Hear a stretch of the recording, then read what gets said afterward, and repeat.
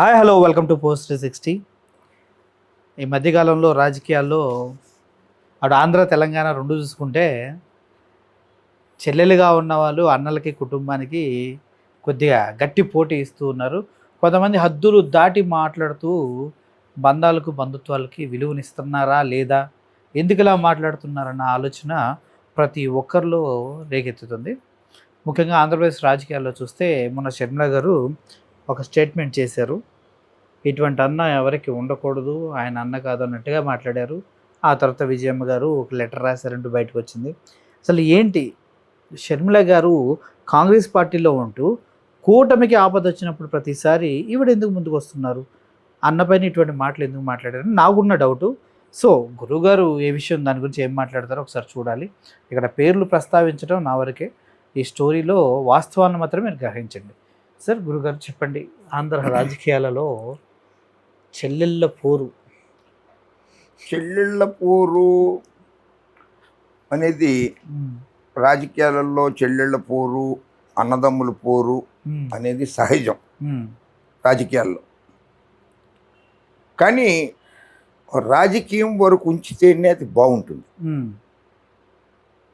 దాన్ని కుటుంబంలోకి తీసుకొచ్చి ఆస్తుల విషయాన్ని తీసుకురావడం అన్నది కుటుంబంలోని తల్లిదండ్రులతో సహా అన్నదమ్ములతో సహా అందరినీ బజారుకి ఏడ్చటం అన్నది మంచి పద్ధతి కాదు, అనైతికం.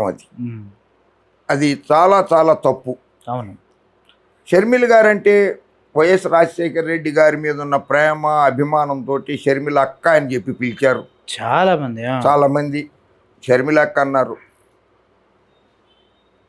ఆవిడ షర్మిల గారు ఏ ఉద్దేశంతో జగన్మోహన్ రెడ్డి గారి మీద కించపరుస్తూ వ్యాఖ్యలు చేస్తోందో ఎవరికి అంతుపట్టని విషయం ఇది. అవును, ఎందుకు ఎవరికి అంతుపట్టదు? ఎవరికి అంతుపట్టడంలా. ఒకరోజేమో ఆస్తి గొడవలు అంటోంది, మళ్ళీ తనే స్టేట్మెంట్ ఇచ్చింది షర్మిల గారే, అవును ఆస్తుల కోసం కాదు ఇదే అని.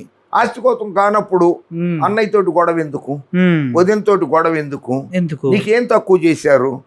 షర్మిల గారి గురించి మనకంటే కూడా సతీష్ కుమార్ రెడ్డి గారు, అవును, మన ప్రొద్దుటూరు మాజీ ఎమ్మెల్యే రాచమల్లి శివప్రసాద్ రెడ్డి గారు చాలా చాలా బాగా చక్కగా వివరణాత్మకంగా చెప్పారు వాళ్ళు. ఎందుకంటే వాళ్ళు అక్కడ దగ్గర ఆ జిల్లా వాళ్ళు, ఆ వైఎస్ఆర్కి జగన్ గారికి దగ్గరగా ఉన్నవాళ్ళు కనుక వాళ్ళకి అన్ని విషయాలు తెలుసు కనుక సతీష్ కుమార్ రెడ్డి గారికి, ఆయన వేంపల్లి సింగిరెడ్డి సతీష్ రెడ్డి గారు చాలా చక్కగా వివరించారు. ఆయన చాలా అద్భుతంగా మాట్లాడారు.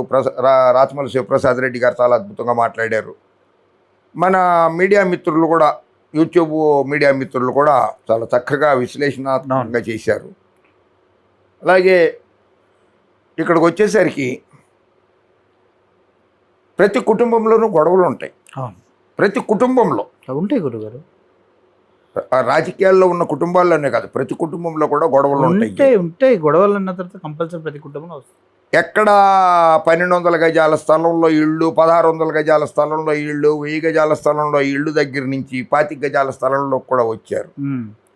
ఎందుకంటే అన్నదమ్ములు విడిపోయి సపరేషన్ చేసుకుంటూ 100 గజాల స్థలం ఉండే 4 అన్నదమ్ములు ఉంటే ఒకడికి 25 గజాలే వస్తుంది కదా, ఆ స్థాయికి కూడా వచ్చేసారు. కనుక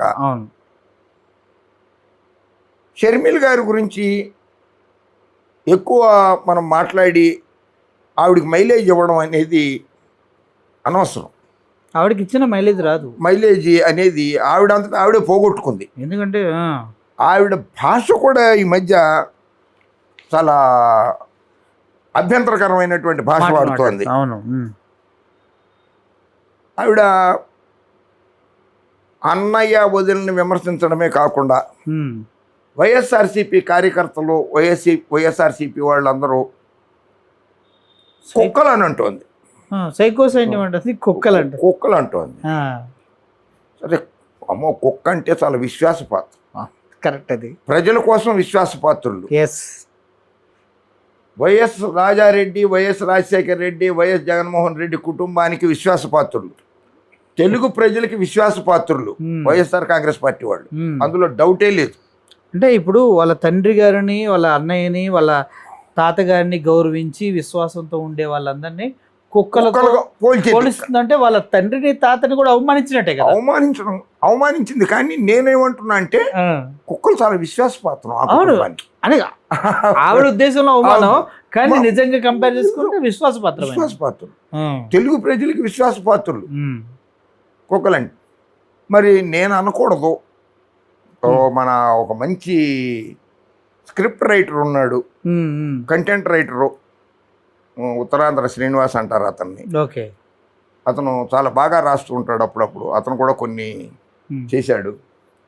మరి మీ పార్టీ ఉన్నది కాంగ్రెస్ పార్టీ, దానికి సారథ్యం వహిస్తున్నటువంటి ఆవిడ సోనియా గాంధీ గారు, ఆవిడ విదేశీయురాలు, భారత పౌరసత్వం తీసుకున్నది, అది వేరే విషయము. కానీ మరి ఇటలీ గుంపు అన్నాం అనుకో, ఎలా ఉంటుంది? ఒక మహిళని అవమానపరిచినట్లు కాదా మనకి? అంతే కదా.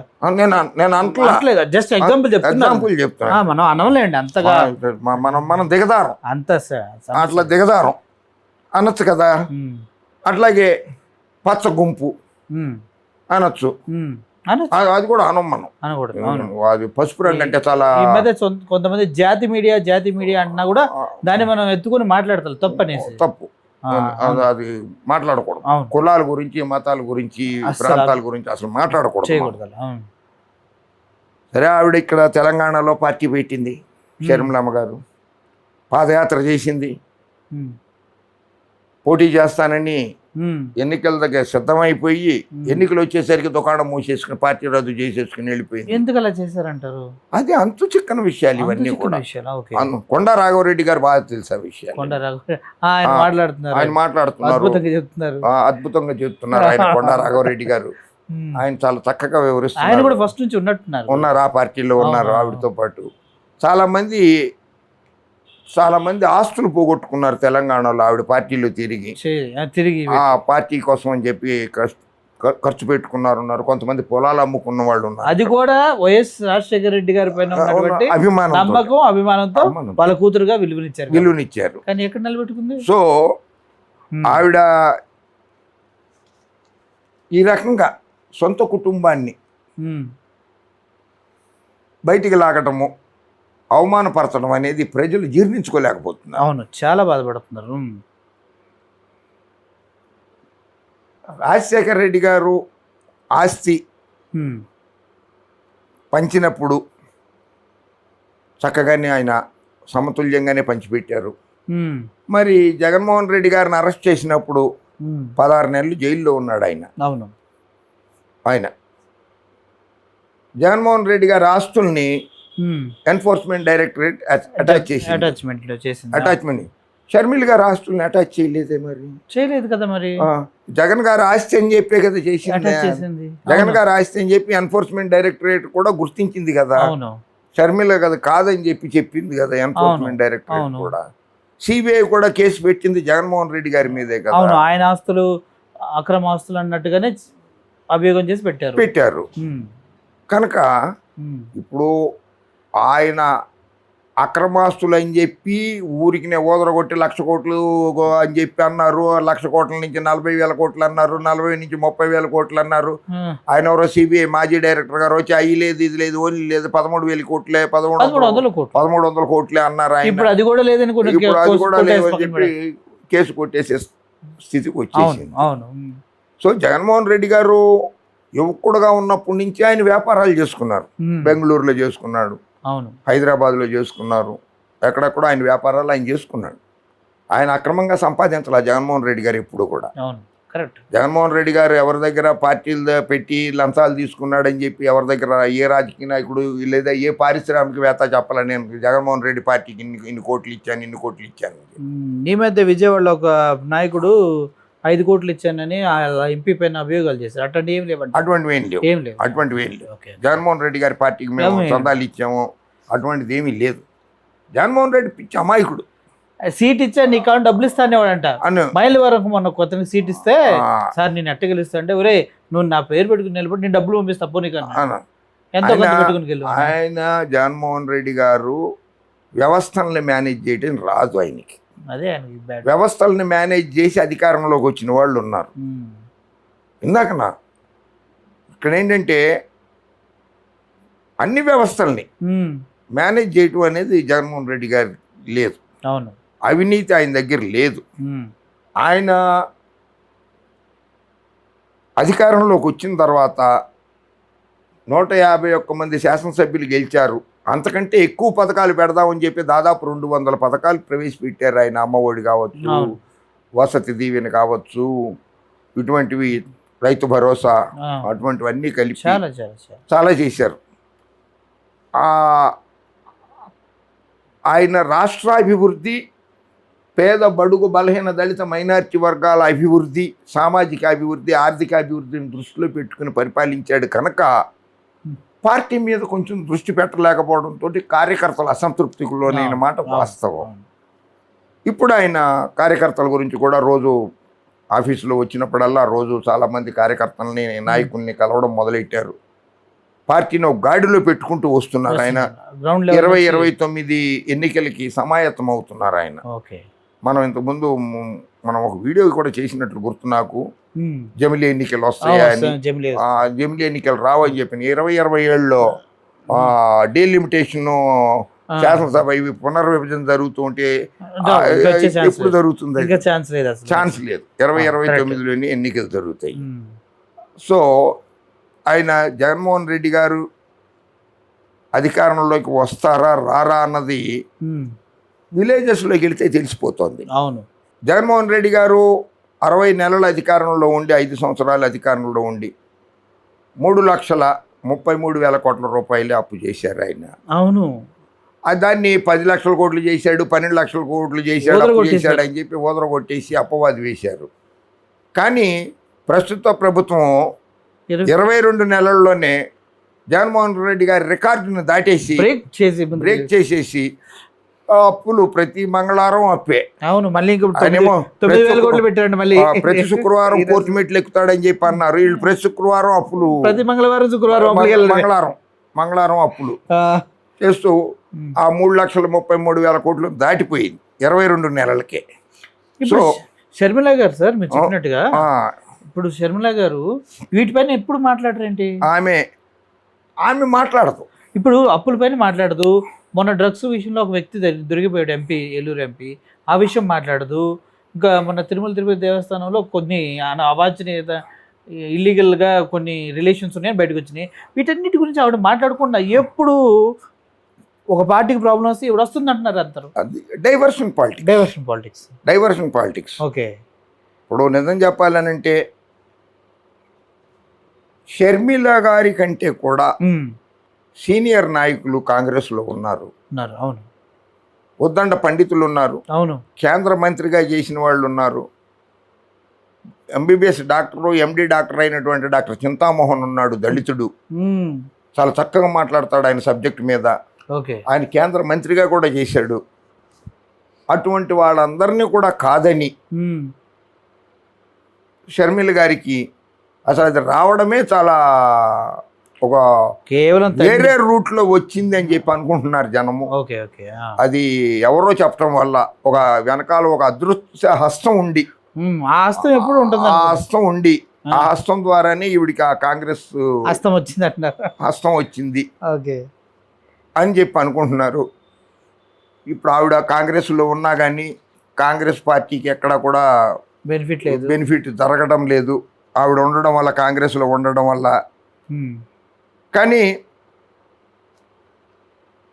ఆవిడ చేస్తున్నది మాత్రము 100% ఆవిడ అంతటా ఆవిడ ఉన్నటువంటి పార్టీకి బ్యాడ్ నేమ్ వస్తుంది తప్పితే జగన్మోహన్ రెడ్డి గారికి నష్టం ఏమీ రావడంలా. జగన్మోహన్ రెడ్డి గారికి మంచి మైలేజ్ వస్తుంది. ఈవిడిలా ఇట్లా మాట్లాడడం వల్ల జగన్మోహన్ రెడ్డి గారికి మంచి మైలేజ్ వస్తుంది. అలాగే ఇంకో విచిత్రం, ఆవిడ ఆస్తుల గురించి అది గురించి అంటే వైఎస్ఆర్సీపీ కార్యకర్తలు ఎంత నిజాయితీ పరులు, ఆ కుటుంబం మీద కానీ రాష్ట్ర ప్రజల మీద కానీ ఎంత అభిమానం. రాష్ట్ర ప్రజలు అన్నా కానీ వైఎస్ఆర్ కాంగ్రెస్ పార్టీ కార్యకర్తలకు చాలా అభిమానం.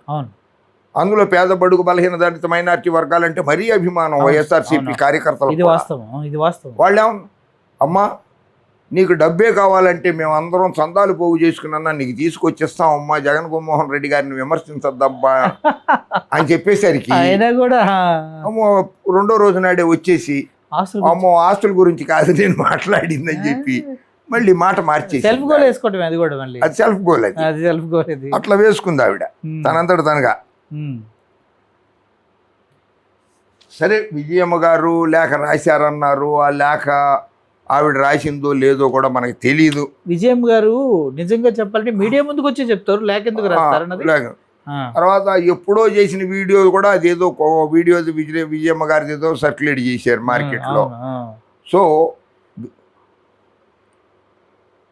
ఆ తల్లి విజయమ్మ గారు జగన్మోహన్ రెడ్డి కనపడితే ఎదురుగా కనపడితే ముద్దు పెట్టకుండా అనేది లేదు. జగన్మోహన్ రెడ్డి గారు కనపడడం ఆలస్యం ముద్దు పెడుతుంది ఆవిడ. కళ్ళల్లో కనిపించేస్తుంది అలా. పుత్రవాత్సల్యం ఎక్కువ ఆవిడికి, అంటే పుత్రుడి మీద లేదని కాదు, పుత్రవాత్సల్యం ఎక్కువ జగన్మోహన్ రెడ్డి గారి మీద. ఆవిడకి ఏమి విశాఖపట్నం లోక్సభ సీట్ ఇవ్వలేదు ఆవిడికి. ఆవిడ విశాఖపట్నం లోక్సభ స్థానానికి పోటీ చేసి ఓడిపోయింది కదా.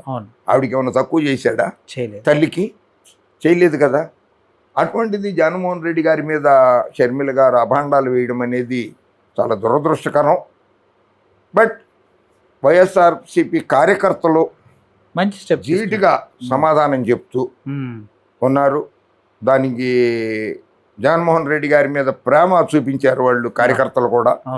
అలాగే జగన్మోహన్ రెడ్డి గారు కూడా కార్యకర్తల మీద ప్రేమ చూపిస్తూ ఆయన అసలు షర్మిల గారి గురించి ఒక మాట అనడంలా ఎంత ప్రేమో, ఆయన లోపల ఎంత మదన పడుతున్నాడో మనకు తెలియదు.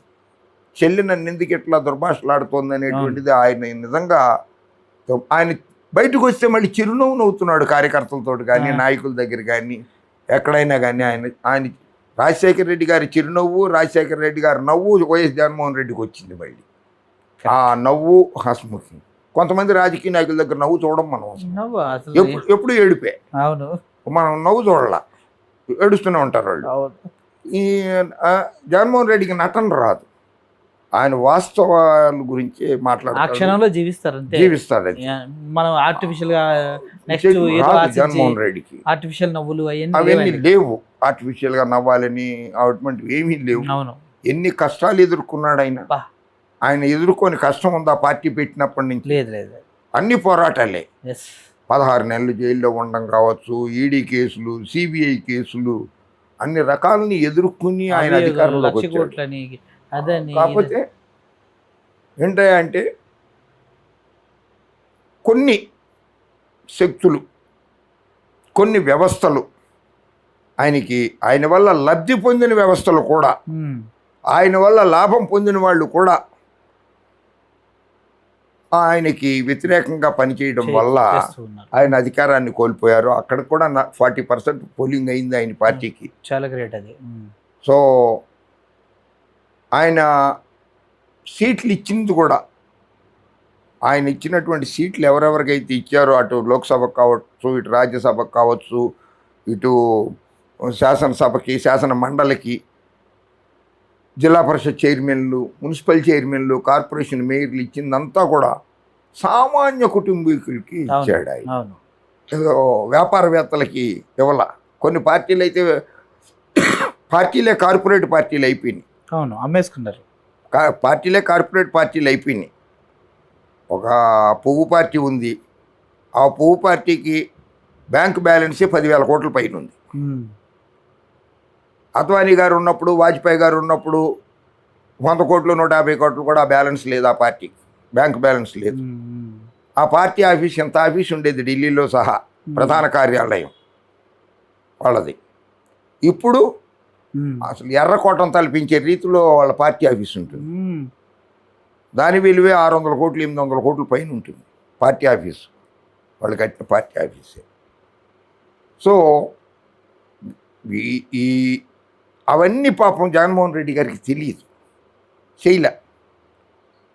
అవినీతి ప్రభుత్వం అని చెప్పి రాలా జగన్మోహన్ రెడ్డి గారు పరిపాలించినప్పుడు. ఊరికినే దుష్ప్రచారాలు చేయటము, దుష్టచతుష్టయం చేసిన దుష్ప్రచారాల వల్లే ఆయన అభాస్పాలయ్యాడు తప్పితే ఆయన నిజంగానే నిఖార్సుగా పరిపాలించాడు, నీతి నిజాయితీ నిబద్ధతతో పరిపాలించాడు, సమాజాభివృద్ధి కోసం పరిపాలించాడు. సమాజమే దేవాలయం, ప్రజలే నా దేవుళ్ళు అనుకున్నాడు. అంతేగాని ఆయనకి కుళ్ళు కుతంత్ర రాజకీయాలు తెలియదు. అదే ప్రాబ్లం. సో నేర్చుకోవాల్సిందిగా జగన్మోహన్ రెడ్డి గారిని ప్రజలు కోరుకుంటున్నారు. ఓకే, ప్రజలు కోరుకుంటున్నారు.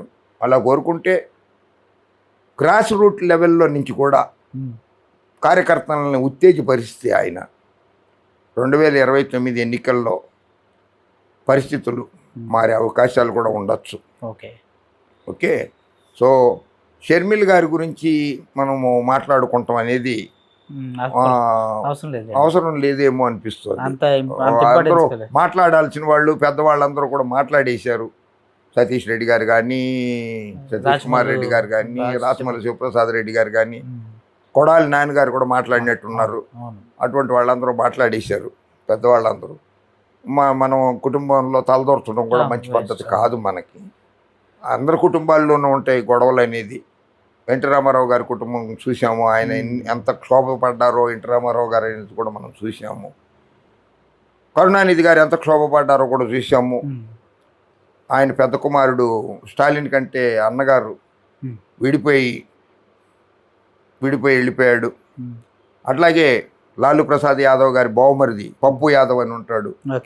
ఆ పప్పు యాదవ్ బయటికి వెళ్ళిపోయాడు. ములాయం సింగ్ యాదవ్ గారి మేనమామ ఉన్నాడు గోపాల్ యాదవ్ గారు, ఆయన బయటికి వెళ్ళిపోయి ఆయన మీద అభాండాలు వేశాడు. అలా కుటుంబాల్లో అన్ని కుటుంబాల్లోనూ ఉంటాయి. ఇందిరాగాంధీతో వ్యతిరేకించాడు అరుణ్ నెహ్రూ గారు. నెహ్రూ కుటుంబీకుడు ఆయన. అరుణ్ నెహ్రూ గారు ఇందిరాగాంధీకి వ్యతిరేకంగా వచ్చేసి మా బీపీ సింగ్ గారు బతుకున్నప్పుడు జనతా పార్టీ పెట్టినప్పుడు వాళ్ళకి సపోర్ట్గా వచ్చేసాడు, ఇందిరాగాంధీకి వ్యతిరేకించేసి. ఆయన కూడా అన్ని కుటుంబాల్లోనూ ఉంటాయి. సో కుటుంబాల్లో మనకు తలదూర్చకూడదు. ఆమె కూడా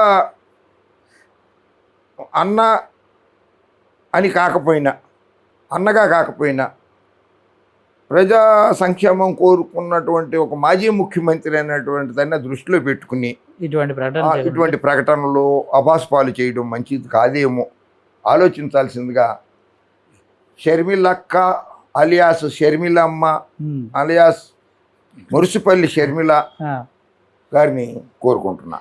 అర్థమైంది కదక్క. నమస్తే. తప్పులు ఏమైనా ఉంటే మాత్రం, మనోభావాలు దెబ్బతింటే మాత్రం ఏమనుకోవద్దక్క. పద్ధతిగా ఉంటే బాగుంటుంది. అది రాజకీయంగానే ఉంచు, కుటుంబ వ్యవస్థగానే ఉంచు అని ప్రజలు కూడా కోరుకుంటున్నారు. Thank you. జై హింద్. జై హింద్.